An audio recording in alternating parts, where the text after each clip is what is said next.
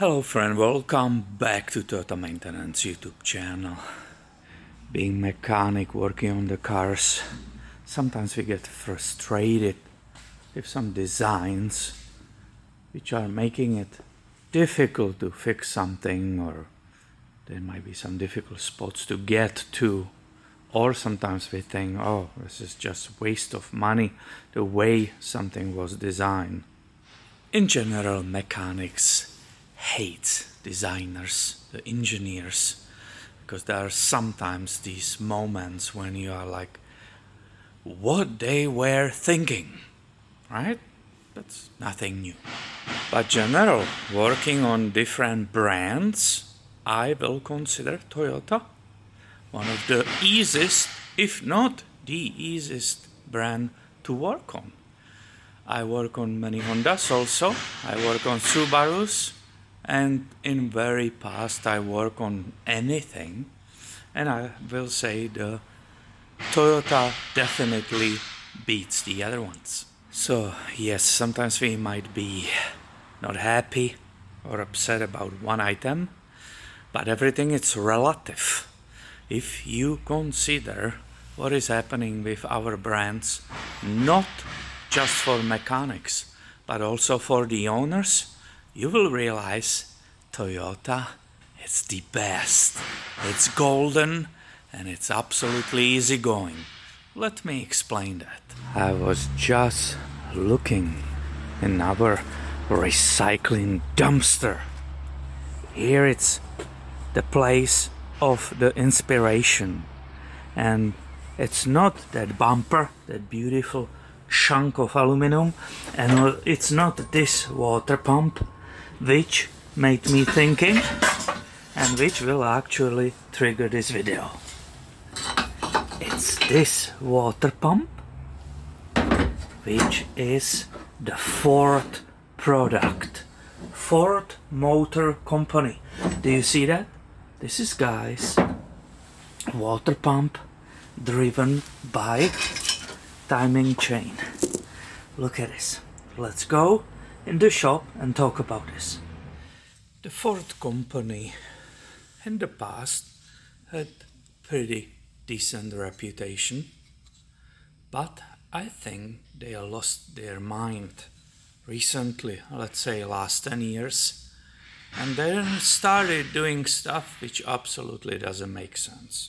So this is the water pump. This is the part which will fail. There's nothing wrong about that, and that's expected. So you will think that the engineers will put it in the area which is easily accessible and easily serviceable. But no, this is Ford Explorer V6, just a normal engine. Ford Explorer V6. I just talked to the owner of the shop, which is behind you, behind the wall. He said it had only approximately 105,000 miles, which is nothing. That's a relatively new vehicle. You can see the logo, Ford Motor Company, so it was original. This is the water pump which failed. I don't know why or what was wrong with it, but this is buried inside of the engine, and it's extremely labor intensive to get to it and to replace it. I don't work on the Fords. I cannot film it for you and show you all these details. But here comes the bottom line.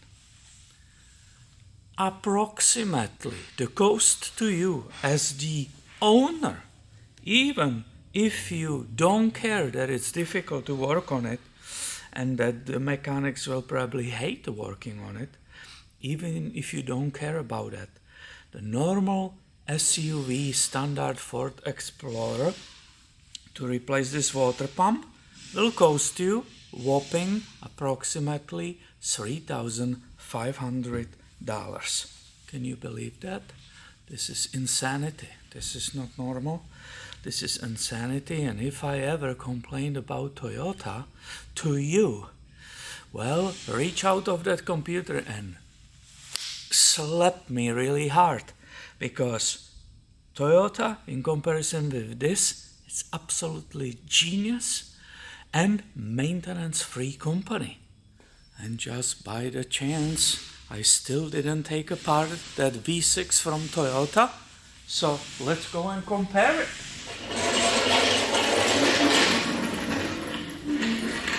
Here you got it. This is comparable to that V6, which is on that Explorer. You can see this entire timing chain cover right here and timing chains. Well, this is the difference. The Ford said, we will not put that water pump conveniently on front of the engine. They build it behind this cover and it's being run by this timing chain. Well, if Toyota was so stupid and did it the same way, it will most likely also cost the same money. Because look, all these timing chains, the tensioner, the VVTi, all that variable stuff, everything will have to be dealt with. And obviously, it's a very bad idea. And you can see here the outline. This is where the water pump is installed.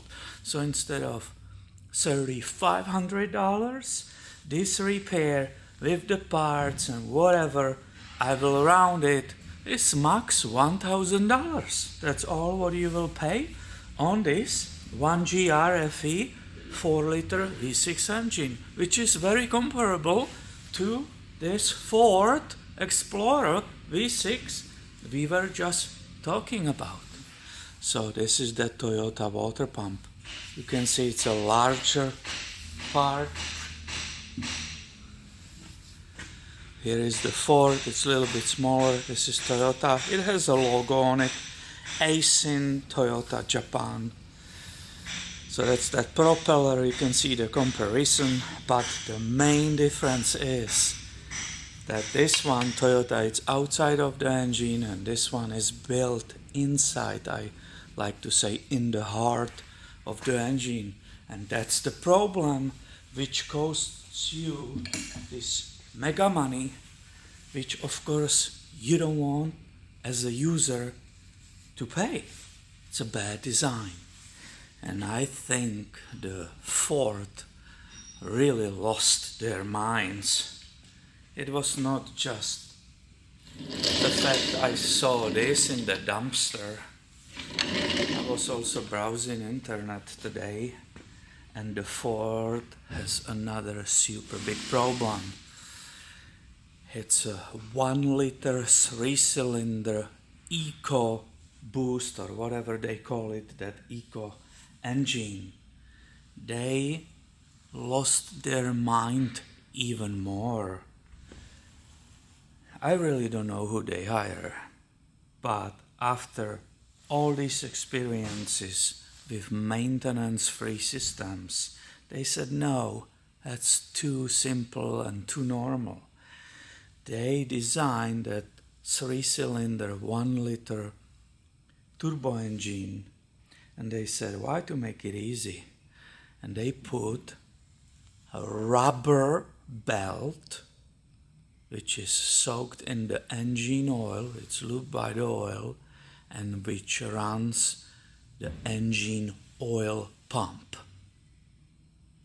So instead of that being run directly from main crank,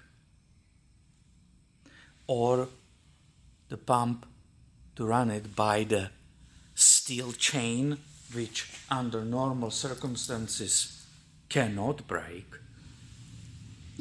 some genius again said, oh no, let's go backwards, like a rubber timing belts. Let's go back and run the oil pump, which is the most important, or the same importance like a cooling, like a water pump. You can either overheat the engine or starve it of the oil. They put some rubber belt which is running the oil pump. that belt is exposed to the oil, engine oil, the temperatures and everything, starts falling apart, starts plugging the oil pickup. There's all kinds of problems being discovered, and apparently starting today, the February 2024, the Ford finally acknowledges this problem, that it's absolute cuckoo design, and they will be recalling it or dealing with it after so many people had failures of that system. So bottom line of this video, this little rant, sometimes we might be upset with the Toyota design, but you know what? It's all relative. If you know the other brands, you will find out that Toyota is genius. Their designs are wonderful, and nothing is perfect, obviously, but if you consider that, the Toyota, we are going back to it, the Toyota is number one on reliability, which also means, obviously, on your wallet. It costs you way less money to maintain these vehicles than, for example, comparable Ford V6 engine or these modern EcoBoost engines from Ford. They are known to be absolute disaster. That newest stuff, it's a real junk. This is absolutely unbelievable. If you look at that detail, that the chain which runs everything else is a running water pump. Yep, what they were thinking, I don't know. I did work on different brands in the past, but after all, at the end, I'm very happy. I'm working on Toyota only, and I will definitely keep it that way. And what is your experience? I'm definitely wondering what stories you have about different brands. What do you prefer? And what do you think about it? Don't forget to share it in the comments underneath the video.